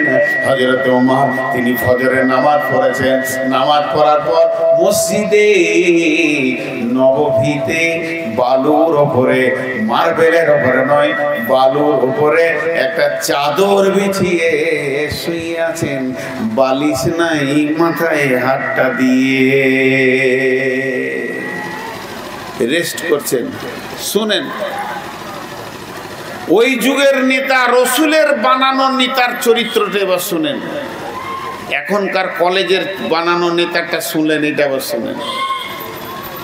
এমন সময় জেরুজালেম থেকে চিঠি নিয়ে একটা দূত এসছে, মানে হযরতে উমর ফারুক জেরুজালেমে কয়েকটা সৈন্য পাঠিয়েছে, ওখানে যাও, ওখানে কালেমার দাওয়াত দাও, তৌহিদের দাওয়াত দাও, নামাজের দাওয়াত দাও, ওদেরকে দ্বীনের পথে আসতে বলো। এরা যখন গিয়েছে জেরুজালেমে, এই সৈন্যগুলোকে ধরে কেল্লায় অবরোধ করে দিয়েছে। দিয়ে ওরা এবার ভাবছে আমাদের দেশে কেন তবলিগ করতে এলো, ওরা কেল্লায় অবরোধ করে দিয়েছে। এবার ওই দেশে ওরা মনে মনে ভাবছে, ওই যে উমরের সৈন্যকে ভরে দিয়েছি, উমরের সৈন্যকে ভরে দিয়েছে তো উমর তো খেপে যাবে, তাই চিঠি লিখে পাঠিয়েছে। কি লিখেছে? ওখানকার যে প্রাইম মিনিস্টার, সেই যুগের যে প্রাইম মিনিস্টার ছিল, সে কে? সে একটা বিরাট বড় গির্জার পোপ চালাচ্ছে। ও একটা চিঠি লিখলো, একটা খাত লিখলো। কাকে? হযরত ওমরকে। চিঠিতে বেশি কিছু লেখেনি, এইটুকু লিখেছে, আমিরুল মুমিনিন খলিফাতুল মুসলিমিন, আপনার সৈন্যরা আমার দেশে এসেছে, আমার দেশের সৈন্য আপনার দেশের সৈন্যকে অবরোধ করে রেখে দিয়েছে। এখন যদি আপনি আসেন, আমার সঙ্গে একটু সমঝোতা করেলেন, একটা কাগজে লেখাপড়া করে আপনিও স্বাক্ষর করবেন, আমিও স্বাক্ষর করে দিব, দিয়ে আমরা আপোষ করে নিব, সমঝোতা করে নিব। লড়াই করতে যাব না, আমি আপনার সঙ্গে পারবো না। আমার দেশে যত লোক না আছে, নাগরিক না আছে, আপনার তার থেকে সৈন্য বেশি আছে। এই কথা বলে চিঠিটা দিয়েছে, যাও একজন রাষ্ট্রদূতকে বলেছে তুমি মদিনায় পৌঁছে দাও। মদিনায় আসার পর দেখছে হযরতে ওমর বালুর উপরে শুয়ে আছে। 18 লক্ষ বর্গ মাইলের খলিফা, খলিফাতুল মুসলিমিন একটা বালুর উপরে চাদর বিছিয়ে শুয়ে আছেন। এই লোকটা বলেন আদম নেবেন যাবো না। যখনই বলেছেন আদম নেবেন যাবো না, উঠে দাঁড়িয়ে বলছে কে গো? বলে আমি জেরুজালেম থেকে এসেছি। বলে আমার তো লোক ওখানে গেছে। বলে ওই জন্যই তো চিঠি দিয়ে পাঠিয়েছে আমাদের প্রধানমন্ত্রী, একবার চিঠিটা দেখেন। হযরত ওমর চিঠিটা নজর লাগালেন। নজর লাগানোর পর নিজের খাদিমকে ডাকছে। খাদিমের নাম ছিল আসলামা। আসলামা, আসলামা, আসলামা, তুমি রেডি হয়ে যাও, একটা উটকে রেডি করে নিয়ে এসো। এখনই দিনের তাকাজা এসেছে, কোরআনের তাকাজা এসেছে, দাওয়াতের তাকাজা এসেছে। পৃথিবীর সব কাজ ছেড়ে দিয়ে এটাতে করতে হবে। হযরতে আসলামা উটটাকে সাজিয়ে নিয়ে এলেন, লাগাম দিয়ে চিন দিয়ে সাজিয়ে যখন আনলেন, আমিরুল মুমিনিন লোক চড়লেন। আমিও রেডি, আপনিও রেডি, দুইজন রেডি হয়ে গেলেন। আসলামা উটের লাগাম ধরে নিল, আমিরুল মুমিনিন উঠে চড়ে নিলেন। জেরুজালেমের দিকে দৌড়তে শুরু করলো। যাওয়া শুরু হয়ে গেল। এখনই যেতে হবে, কালেমার দাওয়াত পৌঁছাতে হবে, আর বিলম্ব করা যাবে না, সময়কে নষ্ট করা যাবে না। দৌড়তে শুরু করলো। আপনারা কবিতাটা বুঝতে পারবেন কিনা, খুব হার্ড বাংলাতে আছে। হেরি পশ্চাতে চাহি তুমি চলিয়াছ, রোদ্দুর দগ্ধ দূর মরুপথ বহি, জেরুজালেমের কেল্লা যেটায় আছে অবরোধ প্রহরী, বীর মুসলিম সেনা দল তব বহুদিন মাস দৌড়ি, দুর্গের দ্বার খুলিবে তারা, বলেছে শত্রু শেষে, উমার যদি গো সন্ধি পত্রে স্বাক্ষর দেইয়েছে। হায় রে আদের ধারার মালিক আমিরুল মুমিনিন শুনেছে খবর, একা একা উঠে চলেছে বিরামহীন। সাহারা পাড়ায় ঝুলিতে দুখানা খুব জরুরি, একটি মশকে এতটুকু পানি, খুরমা 2-3 মুঠি। প্রহরীবিহীন সম্রাট চলে, একা উঠে চোরি, চলেছে মাত্র একটি গোলাম উটের রশি ধরি। মরুর ঊর্ধ্ব আকাশে সূর্য আগুন বৃষ্টি করে, সেই সে আগুন তাতে কৈশম ফুটে বলে কার মরু পরে। কিছু দূর যেতে উঠ বেগবে, কিছু দূর যেতে উঠতে নামি কহিল গোলামের ভাই, পেরেশান বড় হইয়াছে চলিয়া, এইবার আমি যাই। উটের রশি ধরিয়া অগ্রে উঠে বসো। উঠে তপ্ত বালুতে চলেছে, চরণে রক্ত উঠেছে ফুটে।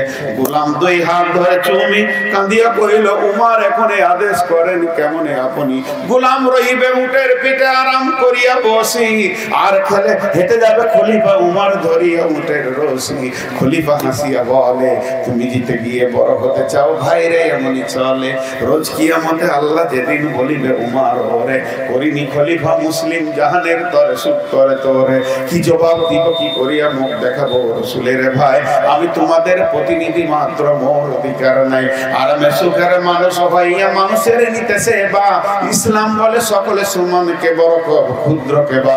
গোলাম চড়িল উটের পিঠে, উমার ধরিল সরষি, পালা ক্রমে চলছে চলছে। গোলামকে বলল, গোলাম রে চলে তোর পাটা লাল হয়ে গেছে তপ্ত বালুতে, বাবা তুই এবার উটের উপরে চল, আমি উমার লাগামটা ধরে যাই।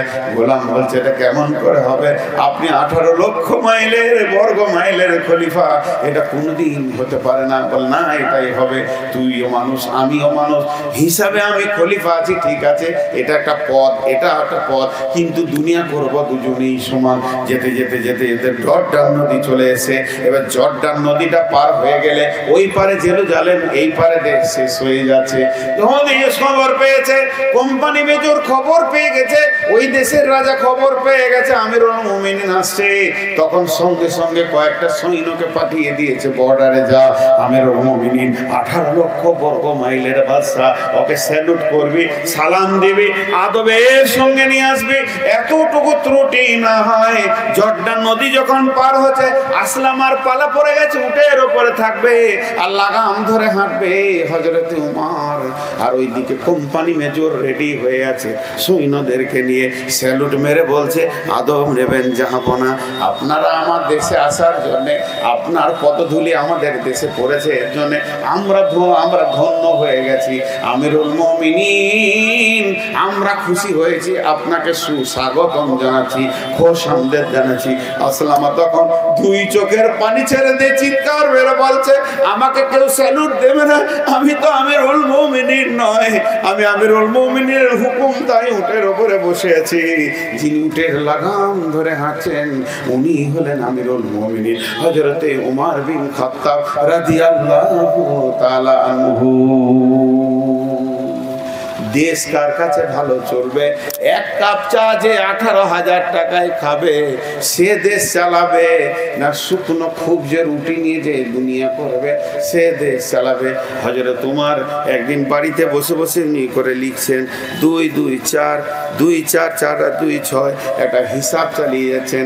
আর একটা কুপি জ্বলছে, কুপিতে চর্বি আছে, পুরাতন কাপড়ের পলতে বানানো, দীপ দীপ দীপ দীপ দীপ দীপ দীপ দীপ করে জ্বলছে। আর ওই আলোতে বসে বসে বসে বসে হিসাব করছে। এমন সময় একজন এসে দরজায় বলছেন, খলিফাতুল মুসলিমিন আছেন? বলে, জি হ্যাঁ। আসসালামু আলাইকুম। আসসালাম। বলে, বলেন ভাই কি বলছেন? বলে, আপনার কাছে আমি একটা জরুরি দরকারে এসেছি। বলে, বলেন। এটা কোনো রাজ্যের দরকার, কোনো রাষ্ট্রীয় দরকার, কোনো সরকারি দরকার, না ব্যক্তিগত তোমার আমার দরকার? বলছে, না এটা রাজ্যের দরকার নয়, কোনো পঞ্চায়েতের দরকার নয়, জেলার দরকার নয়, আমি সরকারি কোনো আলোচনা করতে আসিনি, এখানে এসেছিলাম তাই আপনার সঙ্গে একটা আলাপ করতে এসেছি, একটু আলোচনা করব, 2 মিনিট একটু আপনার কাছে বসতে এসেছি। হযরত উমর করলেন কি, ফু মেরে দিলেন, আলোটা নিভিয়ে গেল। বলছে, এবার গল্প করেন। বলে, কেমন লোক? শুনেছি আমিরুল মুমিনিন ভালো লোক, ওরা আদবালা লোক, আমি একটা মেহমান আপনার ঘরের দরজায় এলাম আর আপনি আলোটা নিভিয়ে দিয়ে আঁধার করে দিলেন, আঁধারে কি গল্প করা যায়? আপনি তো ভালো লোক নন।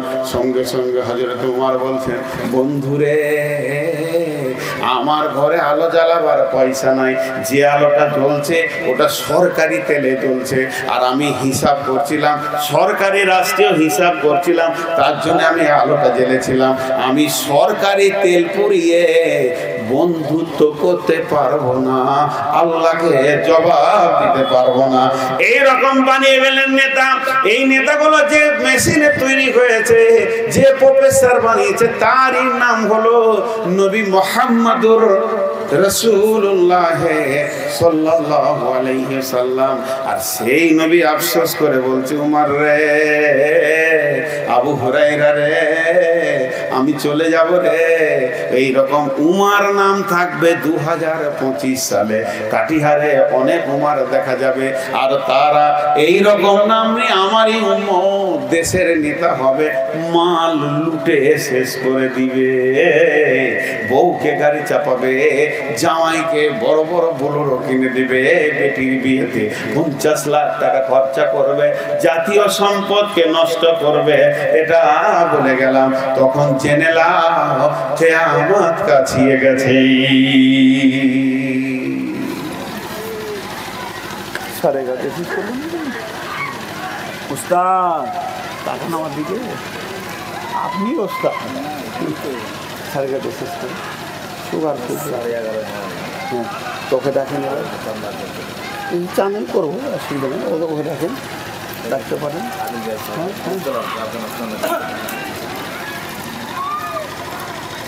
জান্নাতে আছে ওরা, হুর পড়িনে খেলা করছে। 2 মিনিট শুনেন, এই 4খানা হুর একসাথে পেয়ে গেছে। জালসা করিয়েন না, জালসা করিয়েন না, গোনা হবে, বক্তারও হবে, কমিটিরও হবে। আপনারা বলেন কেন ওখানে আবার ভলেন্টিয়ার কি দরকার? জাহান্নামে কোনো ভলেন্টিয়ার লাগে নাকি? আজীব ব্যাপার। ওরা তো আনন্দে আছে, ওদের মতো আনন্দ কি আমাদের আছে?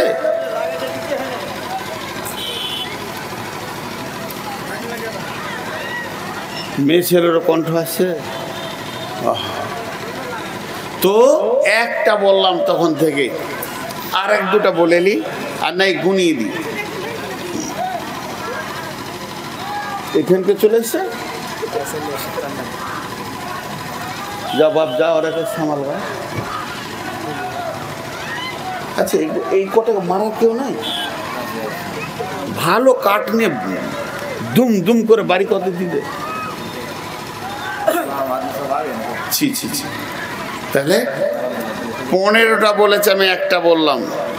নাম্বার 2, ওলামানাত মাগনামান, আমানতের খেয়ানতি হবে। ওয়াযাকাত মাগরামান, যাকাতকে জরিমানা মনে করবে। যাও, দেওয়া হয়ে গেল, আবার দাঁড়িয়ে আছো কেন? যার নামে দিয়েছো ওকে বলো, আল্লাহকে বলো, কাজ হয়ে যাবে। ওদিকে বলে দাও, ওদিকে বলে দাও, যাও যাও। দোয়া, দোয়া মানে জান্নাতে পৌঁছে গেছে, তুমি খুঁজে পাবে না। কালকেও বলছিলাম এইটা।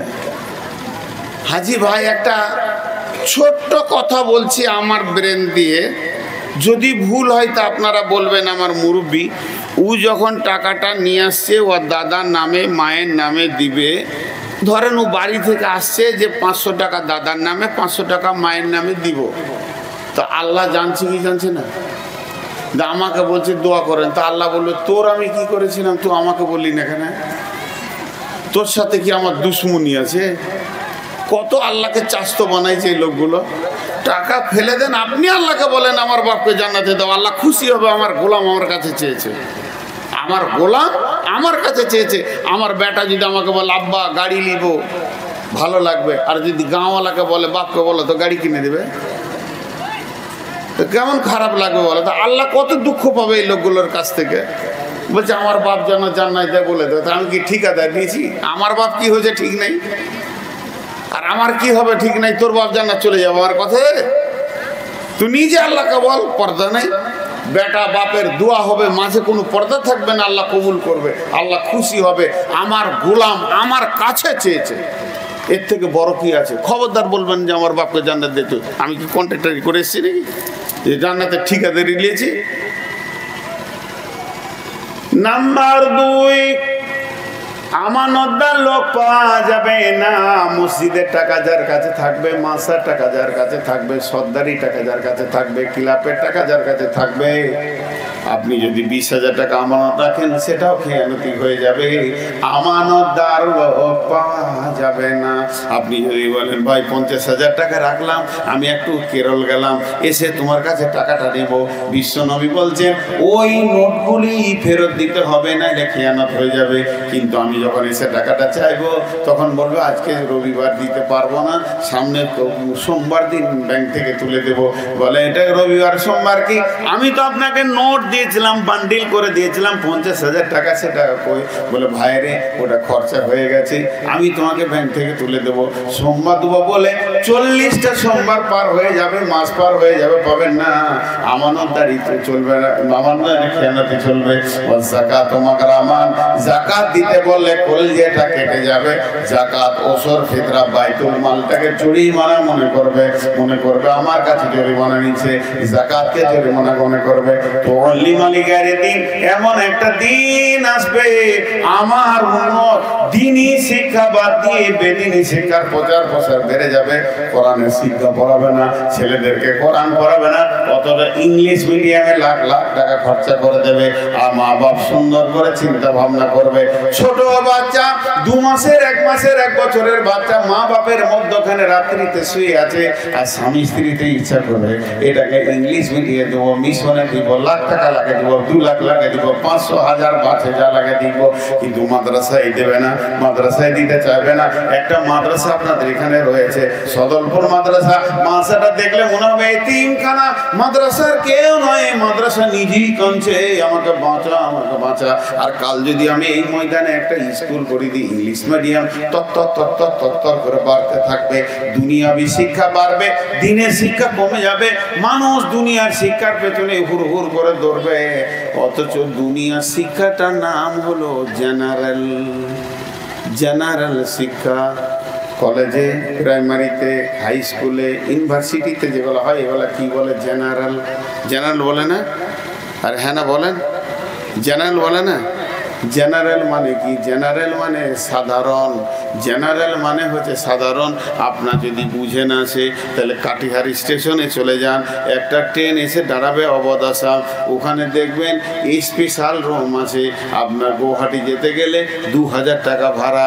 তারপরে আছে এসি 2 টায়ার, সেটাও নেবে 1500। তারপরে এসি 3 টায়ার, ওটা নেবে 1000।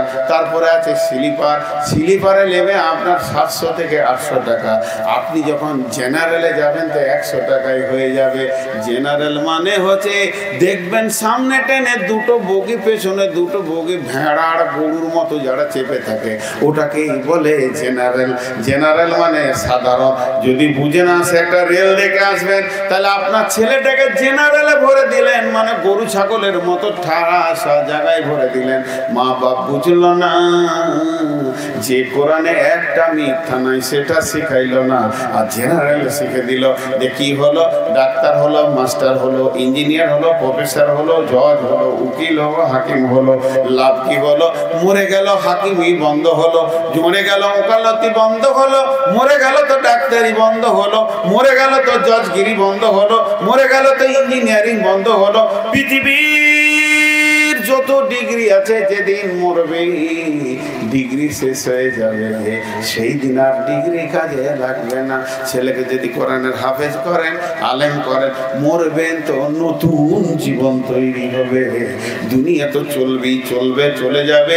দুনিয়াতে ডাল ভাত খেয়ে চলে যাবে, ডাক্তারের মতো সে মাছ মাংস না খাক, কিন্তু মরার পরে নতুন জীবন তৈরি হবে। আলেম হাফেজের বিশ্ব নবী বলেছেন, যার ছেলে হাফেজ হবে, এই যে ছোট ছেলে হাফেজ, এর আল্লাহর কাছে কি পাবে না পাবে আল্লাহ জানে, বহিঃপ্রকাশ এটা নাই। কিন্তু এদের মা বাপের ব্যাপারে বলা আছে, কিয়ামতের মাঠে মতির মিম্বারে বসে দেবে। আর ওই মতির মিম্বারটা এত চমকাবে, মাশরিক থেকে মাগরিব, পূর্ব থেকে পশ্চিমে জ্যোতি হয়ে যাবে। আর ওরা ওই মতির মিম্বারে বসে থাকবে। গোটা হাসরবাসী বলবে, এই মেয়েটার পেটের বাচ্চাটা আলেম কিংবা হাফেজ, এই ছেলেটার বাপ বেটাটা হাফেজ আছে, তার জন্য আল্লাহ এই সম্মান দিয়েছে। কিন্তু আল্লাহ নবী আফসোস করে বলছেন, কিয়ামতের আগে দ্বীনি শিক্ষা বাদ দিয়ে বেদিনী শিক্ষার প্রচার বাড়বে। তারপরে এটা 4টা হলো, জনসাধারণের মাল নেতারা লুটে খাবে, আমানতের খেয়ানতি চলবে, জাকাতকে জরিমানা মনে করবে, দুনিয়াবি শিক্ষার পেছনে মানুষ দৌড়বে, দ্বীনি শিক্ষা বাদ দিয়ে। 5 নম্বরে তুল আতার রাসূল উমরাতাহু, আতার রাসূল উমরাতাহু, আতার রাসূল উমরাতাহু, আতার রাসূল উমরাতাহু। বন্ধুরে,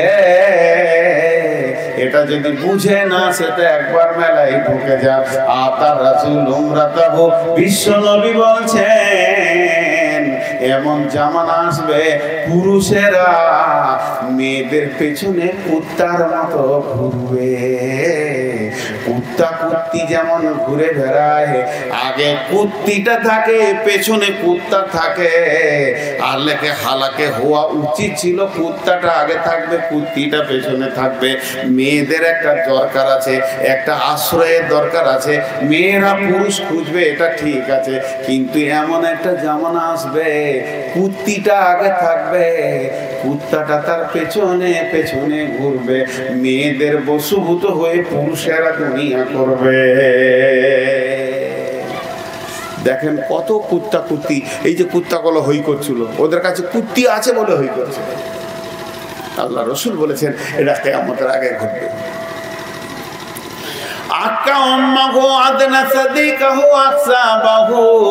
এমন একটা জামানা আসবে মাকে ধুমকে কথা বলবে, মায়ের আফসোস হয়ে যাবে মিষ্টি কথা শোনা।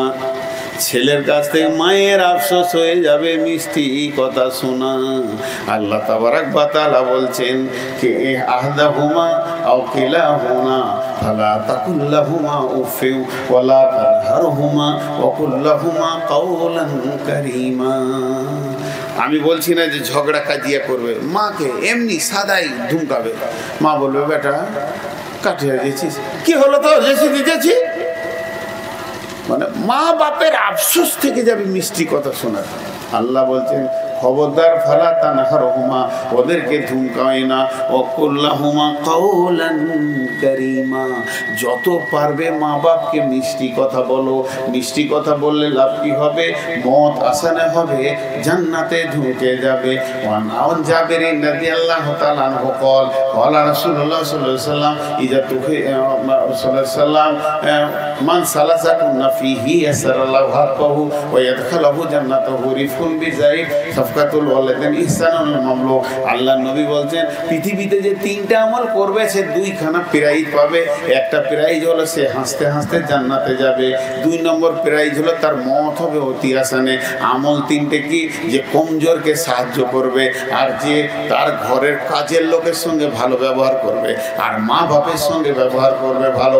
অতএব মা বাপের সঙ্গে সুন্দর ব্যবহার করো, ধুমকায় না। আর মা বাপের অভাব পড়ে যাবে এই জামানায় যে দুটো মিষ্টি কথা ছেলের কাছ থেকে শুনব। বেটা বেটা মা অসুস্থ, আব্বা অসুস্থ, ডাকছে বেটা জামিরুল। জি আব্বা। আব্বা বলেন খুব শরীর ব্যথা। না কিছু হবে না আব্বা, ওষুধ লাগবে এনে দেবো, ডাক্তারে দেবো, যাবেন ডাক্তারখানা। মা কি হচ্ছে? এমন মিষ্টি কথা বলবে মা বাপের কলিজা ঠান্ডা হয়ে যাবে। এইটা হবে না। তাহলে মাকে ধুমকে কথা বলবে। সব থেকে আদনা সাদিকাহু, পৃথিবীর নিকট আত্মীয় হবে বন্ধু। বন্ধুকে সব থেকে দামি আত্মীয় মনে করবে। একটা বিয়ে বাড়ি যদি অনুষ্ঠান হয়, আমার বেটার যদি বিয়ে হয়, তাহলে আমার বেটার বিয়েতে লাভ হবে কে? আনন্দ করবে কে? আমার ভাতিজা করবে, ভাগনা করবে, তাদের মামাতো ভাইয়ের বিয়ে, ফুফাতো ভাইয়ের বিয়ে, তাদের আপনার কিনা নিজের চাচাতো ভাইয়ের বিয়ে। কিন্তু এটা থাকবে না। দেখা যাচ্ছে আমার ভাতিজা ভাগনারা বাঁশতলায় চুপচাপ করে বসে আছে গাছের নিচে, আর সমস্ত খাবারের দামি দামি বালতি আর আনন্দ হই হুল্লোড় করছে। বেটার বন্ধুরা বন্ধুরা হয়ে যাবে নিকট আত্মীয়। আল্লাহ নবী বললেন আতার রাজুল উমরাতাহু আকা উম্মাহু আদনা সাদিকাহু আকসা আবাহু। মেয়েদের বসুধ হয়ে পুরুষেরা চলবে, মাকে ধুমকে কথা বলবে, বন্ধুকে ভালোবাসবে, এবং বাপকে ঝিড়কে ঝিড়কে রাখালের মতো কথা বলবে।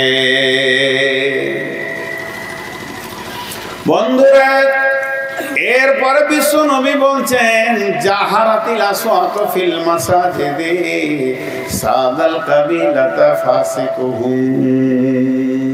বন্ধু এবার শুনে নেন, আল্লাহ নবী বলছেন মসজিদে জোরে জোরে গল্প করবে, মসজিদটা আড্ডাখানা বানিয়ে দেবে। বলেন কাটেহারের লোক, আপনাদের এলাকার লোক মসজিদে জোরে জোরে গল্প করে কি করে না? মসজিদে জোরে জোরে গল্প করবে, এটা কিয়ামতের আলামত। আর সাদাল কাবিলাতা ফাসিকুহুম, গায়ের সর্দার হবে, পাড়ার সর্দার হবে, বিচার করবে কে? চরিত্রহীন লুচ্চা। লুচ্চা বিচার করবে, ভালো মানুষ বিচারে বসবে না, সব লুচ্চারা বিচারে বসবে। চরিত্রহীন লুচ্চা। হাজি এগুলো সব চলছে না চলে না? কথা বলেন, মুখ খুলেন। লুচ্চারা বিচার করবে, গ্রামের বিচার, গায়ের বিচার। মোড়ল হবে যাদের চরিত্র নাই, ঠিক নাই, ভাষা ঠিক নাই, ওয়াদা ঠিক নাই, নামাজ কালাম করে না, মাতাল, চোর, লম্পট, লুচ্চারা গায়ের বিচার করবে। আল্লাহ নবী বলছেন ঘরে ঘরে গান বাজনা বেড়ে যাবে। আমার উম্মত সেদিন মদ পান করবে, এত মদ খাবে তারা মাতাল হয়ে যাবে, রেশমের পোশাক পরবে। এই 15টা কথা কথা বলার পর নবীজি বলছেন লানা হাদিহিল উম্মাতু আউয়ালুহা, এই যুগের লোকেরা আগেকার যুগের লোকেদেরকে বলবে ওরা সাদা সিধে খেপা পাগলা বোকা ছিল, আমাদের মতো চালাক ছিল না। এটা আরো সহ্য করা কঠিন। আগের যুগে সমস্ত নবী গলা ছিল। প্রথম তো আল্লাহ পৃথিবীতে মানুষ শুরু করেছে হযরত আদমকে দিয়ে, আদম নবী ছিলেন, শেষ নবী পর্যন্ত নবীর সিলসিলা চলেছে, তারপরে নবী বন্ধ হয়েছে। তাহলে আগেকার বোকা ছিল মানে নবীগুলো বোকা ছিল, এরকম ধরনের কথা এখনকার লোক ব্যবহার করবি। ভাইরা আমার, টোটাল বক্তব্যটা আপনাদের সামনে 5 মিনিটে গুটিয়ে দিচ্ছি। আজকে আমি আপনাদেরকে ভূমিকায় বলেছি একটা আমত হবেই। তো কিয়ামতটা আর কত দূরে, কি করে বুঝবেন? একমাত্র আল্লাহ ছাড়া রসুলও বলতে পারেননি যে কবে হবে, কোন বছরে হবে, আমরাও পারবো না। তবে আল্লাহ রসুল কিছু আলামত বলে গেছে, এইগুলো দেখলে তুমি ভেবে নিও। তার মানে পূব দিকে যদি কালো মেঘ উঠে, পূব দিকে যদি কালো মেঘ উঠে, আপনার ভুট্টা রোদে শুকাতে দেওয়া আছে, কাপড় চোপড় সব শুকাতে দেওয়া আছে, ধান আছে, গম আছে, তো আপনি আপনার বেটা বেটিকে বলবেন আরে মেঘ উঠেছে, বেটা ওটো ভুট্টা টিসাম টেলে, ভুট্টা টিসাম টেলে, চল চল চল কাপড়গুলো উঠিয়ে এলে, সব ঠিক করে এলে, তার কারণ ভিজে যাবে, মেঘ উঠেছে। তো এইগুলো বললাম কেন? যে জনসাধারণের মান নেতারা খাবে, আমানতের খেয়ানতি চলবে, জাকাতকে জরিমানা করবে, দিনই শিক্ষা বাদে বেদিনী শিক্ষার প্রচার বাড়বে, মাকে ধুমকে কথা বলবে, মেয়েদের পেছনে চলবে, বাপকে ঝিরকে কথা বলবে, বন্ধুকে ভালোবাসবে, মসজিদে জোরে জোরে কথা বলবে, গায়ের লুচ্চা হবে, গায়ের বিচারক, আপনার গান বাজনা বেড়ে যাবে, মানুষ আমার উম্মত মদ পান করবে, আর আমার উম্মত তখন রেশমের পোশাক করবে। আর এখনকার উম্মত আগেকার উম্মতদেরকে গালি গালাজ করবে যে বোকা ছিল। এই 15টা যখন তুমি চোখে দেখবে, হাটে ঘাটে বাজারে চলছে, তুমি চালাক হলে তোমার আমলগুলোকে রেডি করে নাও, কিয়ামত কাছিয়ে গেছে। তোমার আমলগুলোকে তুমি রেডি করে নাও, কিয়ামত কাছিয়ে গেছে। ট্রেনের খবর যখন স্টেশন মাস্টার দেয় 3 নম্বরে আবাদ আসাম ঢুকছে, যার টিকিট আছে তুমি ব্যাগ টিপে ধরে নাও, আবাদ আসামে উঠতে হবে। তার মানে আমি বলছি কিয়ামত কাছে গেছে, সব আমল নামাগুলো রেডি করিলি ভাই, আমরা নামাজ রোজা হজ যাকাত সব রেডি করিলি। এখন নগদ কেউ 5,000 10,000 দেনাওয়ালা আছেন তো বলেন?